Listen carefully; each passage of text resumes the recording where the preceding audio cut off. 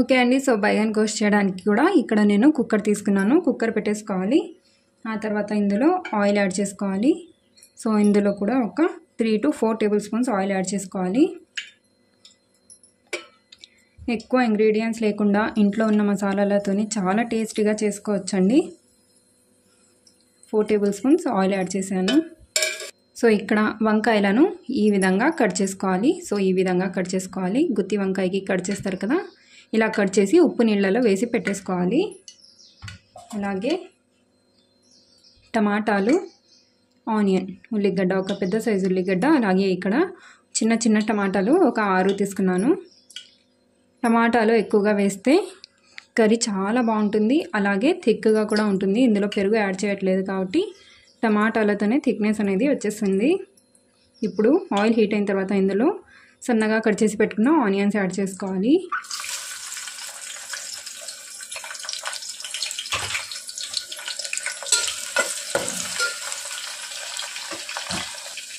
ఇందులోనే ఒక 1/2 tea spoon వరకు పసుపు కూడా యాడ్ చేసుకోవాలి. ఇప్పుడు ఆనియన్స్ మంచి గోల్డెన్ బ్రౌన్ కలర్లో వచ్చేంత వరకు ఫ్రై చేసుకోవాలి. సో నేను ఇక్కడ మటన్ని శుభ్రంగా వాష్ చేసి పెట్టేశానండి. ఒక 1/2 కిలో వరకు మటన్ ఉంటుంది కాబట్టి ఇక్కడ 4 టేబుల్ స్పూన్స్ ఆయిల్ వేసాను. ఆయిల్ కొద్దిగా ఎక్కువగా ఉంటేనే బాగుంటుంది. ఓకే అండి. సో ఆనియన్స్ మంచి గోల్డెన్ బ్రౌన్ కలర్లో వచ్చేసాయి కదా. ఇలా కలర్ చేంజ్ అయిన తర్వాత ఇందులో ఒక 2 టేబుల్ స్పూన్ల వరకు అల్లం వెల్లుల్లి పేస్ట్ యాడ్ చేసుకోవాలి. పచ్చి వాసన పోయేంత వరకు బాగా ఫ్రై చేసుకోవాలి.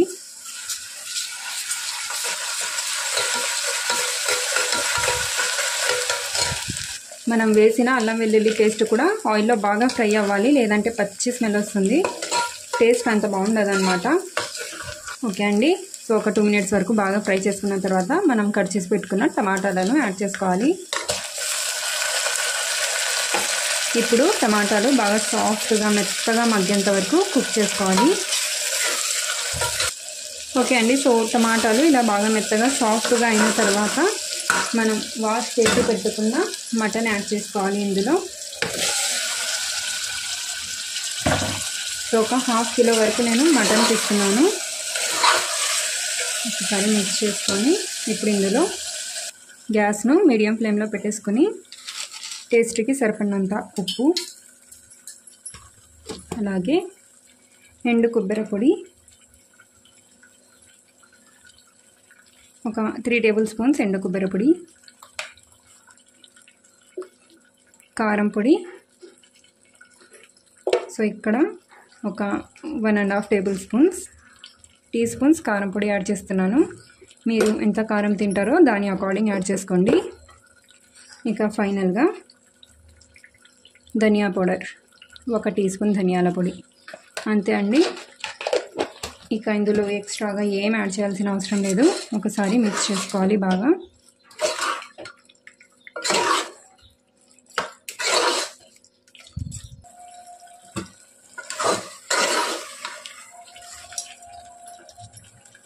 ఇప్పుడు ఇందులో ఒక 1/2 గ్లాస్ వరకు వాటర్ యాడ్ చేసుకోవాలి. సో 1 గ్లాస్ అండి, 1 గ్లాస్ నేను వాటర్ యాడ్ చేశాను. వాటర్ యాడ్ చేసి లిడ్ పెట్టేయాలి. లిడ్ పెట్టేసి ఒక 3 విజిల్స్ వస్తే సరిపోతుంది. ముందుగా 3 విజిల్స్ వచ్చిన తర్వాత మనం వంకాయలను యాడ్ చేసుకోవాలి. ఓకే అండి. ఆఫ్టర్ 3 విజిల్స్ తర్వాత ఇలా చేసుకుంటే ఇందులో ఉన్న ప్రెషర్ మొత్తం పోతుంది. మీరు డైరెక్ట్గా ఓపెన్ చేయకండి, చాలా డేంజర్. ఇప్పుడు స్లోగా ఓపెన్ చేసుకో. ఓకే. సో కట్ చేశారు కదా. ఇప్పుడు మనం కట్ చేసి పెట్టుకున్నాం కదా వంకాయలు, సో అవి యాడ్ చేసుకోవాలి. ముందుగానే వంకాయలను కూడా యాడ్ చేసుకుంటే మటన్తో పాటు చాలా మెత్తగా అయిపోతాయి, మొత్తం మ్యాష్ అయిపోతాయి. అందుకని మటన్ 70% వరకు కుక్ అయిన తర్వాత ఇందులో వంకాయలను యాడ్ చేసుకోవాలి. ఇప్పుడు అలాగే ఇందులో కొత్తిమీర కూడా, సో ఇలా శుభ్రంగా వాష్ చేసి కొత్తిమీర కూడా యాడ్ చేసుకోవాలి. ఉప్పు చెక్ చేసుకోండి, మీకు తక్కువగా అనిపిస్తే కనుక కొద్దిగా ఉప్పు కూడా ఈ స్టేజ్లో యాడ్ చేసుకోవచ్చు. సో సో నాకైతే ఉప్పు కరెక్ట్గా సరిపోయింది. ఇప్పుడు కుక్కర్ లిడ్ పెట్టేసి ఒక 2 విజిల్స్ వస్తే సరిపోతుంది. ఓకే అండి, సో ఒక 2 విజిల్స్ వస్తే మనం వేసిన వంకాయలు కూడా చాలా సాఫ్ట్గా బాగా పర్ఫెక్ట్గా కుక్ అయిపోతాయి. ఓకే అండి, సో మళ్ళీ ఆఫ్టర్ 2 విజిల్స్ తర్వాత చూపిస్తున్నాను.